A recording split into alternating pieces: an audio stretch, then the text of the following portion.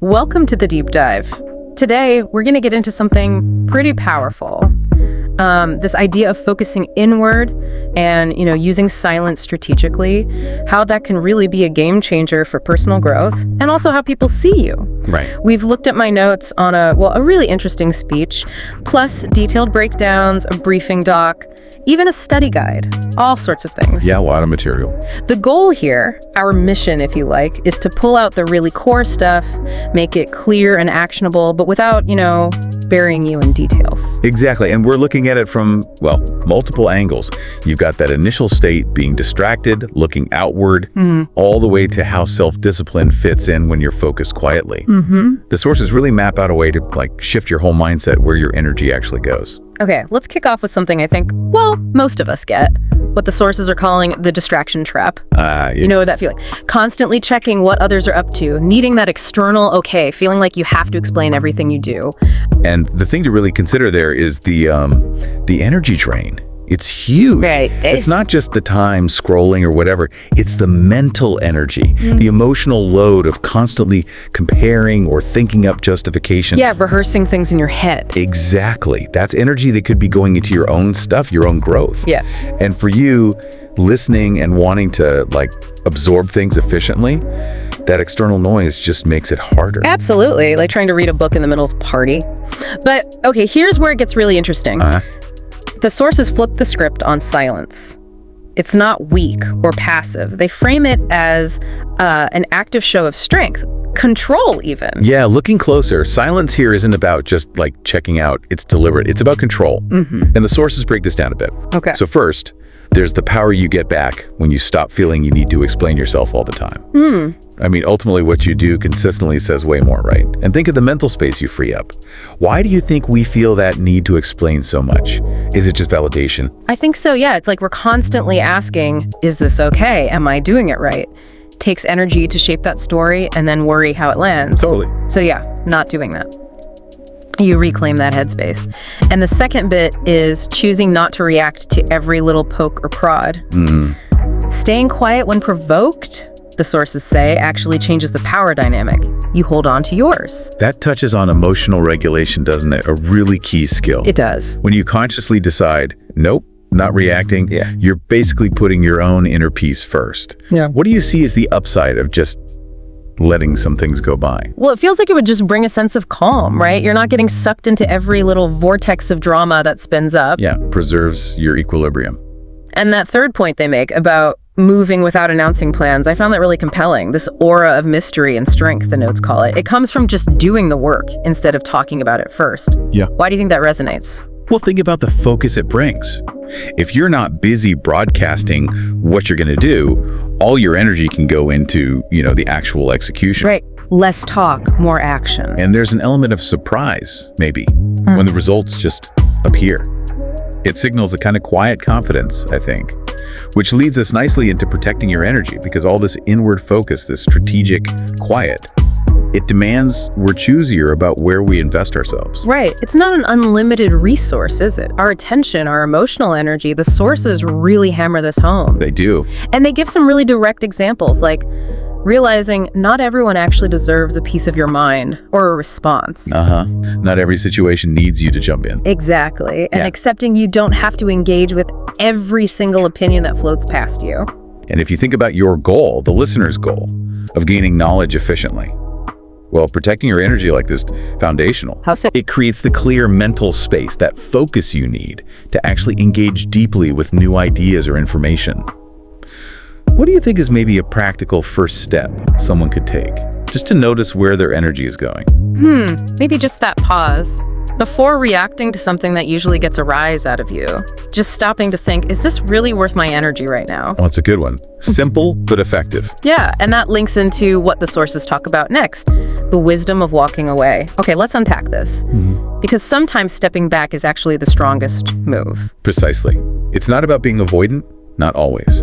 It's a conscious choice to prioritize your own well-being, your peace. Right. The sources frame walking away from, toxic people, arguments that go nowhere, situations that just drain you as an act of self-respect, wisdom even, not weakness. It's like saying my inner state is more valuable than winning this pointless battle. Exactly. But what's the line, do you think, between that kind of healthy disengagement and just, well, avoiding conflict that actually needs addressing? That's a great point. It feels like healthy disengagement is when you recognize something is genuinely harmful or totally unproductive. Avoidance might be more about being scared of the confrontation itself, even if talking it through is needed. A subtle but important distinction. And this leads us to the idea of moving in silence to achieve success, which honestly, in our super public, share everything world, feels almost radical. It does, doesn't it? Mm-hmm. But the core idea is that real, lasting success often comes from that steady, consistent effort done quietly behind the scenes, without needing the applause along the way. Mm-hmm. It's about trusting your process, focusing on the work, and letting the results, speak for themselves when they're ready. Why do you think that quiet approach works so well for long-term goals? Well, maybe because it keeps your focus squarely on the work. We're not getting sidetracked by chasing likes or worrying about what people think before you've even built anything substantial. Yeah, that reduces the noise. And the sources really connect this strongly to developing self-discipline. Because if you're not relying on external pats on the back, you have to build that internal drive, right? That brings up a crucial point about what self-discipline actually is. The sources define it as that ability to consistently take action, even when it's hard, even when nobody's watching or cheering you on. It's not about waiting for inspiration to strike. Exactly. Yeah. It's that sustained commitment. That's what separates people who achieve things from those who just kind of stay stuck. What do you see as the main difference between just relying on motivation versus actually building self-discipline? Motivation feels flighty, like an emotion that comes and goes. Self-discipline feels more like a muscle, something you build up with consistent reps, day in, day out, showing up even when you really don't feel like it. Well put. It's about the system, not just the spark. So, okay, we've got all these insights. How do you actually start doing this? What are some concrete things you can do? The sources give some practical steps. Yeah. And what's good is how actionable they are, not just vague concepts. Like, the simple act of pausing before you react, just taking a breath, it breaks that impulsive cycle. Right. And consciously stopping that habit of over-explaining yourself, letting your actions be the explanation. And actively setting clear boundaries with people to protect that energy we talked about. Definitely. And intentionally pointing your focus, your energy towards your own growth, your own goals, instead of letting it get scattered by external stuff. Also, making a deliberate effort to just observe more and talk less sometimes. You learn a lot by just watching and listening quietly. That's a big one. Observation over constant commentary. And maybe the hardest one for some, consciously letting go of needing that external thumbs up for what you're doing. Yeah, releasing the need for approval. If you string all these practical steps together, you can see how they build on each other. You're basically retraining your attention, taking back control of your reactions, your energy. So what does this all boil down to?